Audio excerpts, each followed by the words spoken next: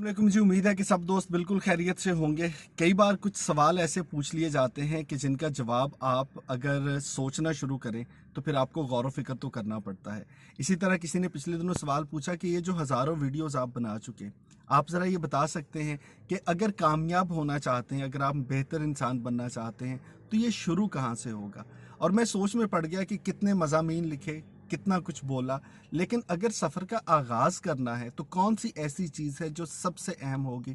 तो मुझे एक कहानी याद आई, उसी दादे और पोते की कहानी, कि जिससे मैंने भी ज़िंदगी का बड़ा अहम सबक सीखा था। एक पोता अपने दादा के पास जाके बैठा तो उसके दादा ने कहा कि बेटे, मेरे अंदर दो भेड़िए हैं। बच्चा बड़ा हैरान हुआ। उसने कहा, दादा आपके अंदर दो भेड़िए हैं? हाँ। उसने कहा कि मेरे दिमाग में दो भेड़िए समाये हुए हैं और दोनों भेड़ियों की आपस में जंग जारी रहती है। उनमें से एक भेड़िया जो है वो नेकी का भेड़िया है, वो उम्मीद का भेड़िया है।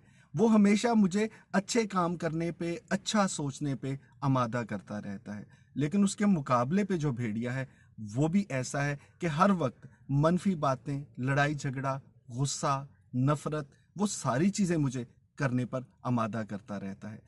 इन दोनों भेड़ियों की जंग दिन में कई बार होती है और लगातार होती है।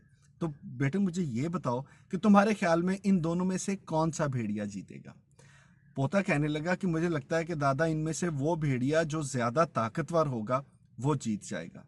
दादा ने पूछा कि वो ताकतवर कैसे होगा। तो उसने कहा कि वो भेड़िया जिसका ग़िज़ा अच्छी होगी, जिसको आप ज़्यादा खाना वाना खिलाएंगे, जिसकी आप ज़्यादा केयर करेंगे, जिसकी तरफ तवज्जो आप ज़्यादा देंगे, वो ताकतवर हो जाएगा और वो दूसरे पे हावी हो जाएगा। नतीजा ये होगा कि वो भेड़िया जो कि आपको गुस्से पे, नफरत पे, गुनाह पे आमादा करता है, हमेशा वो जीतेगा। लेकिन पोते ने कहा कि अगर आप दूसरे भेड़िए का ख्याल ज्यादा रखेंगे, उसकी केयर ज्यादा करेंगे, तो वो ताकतवर होगा, वो हावी हो जाएगा।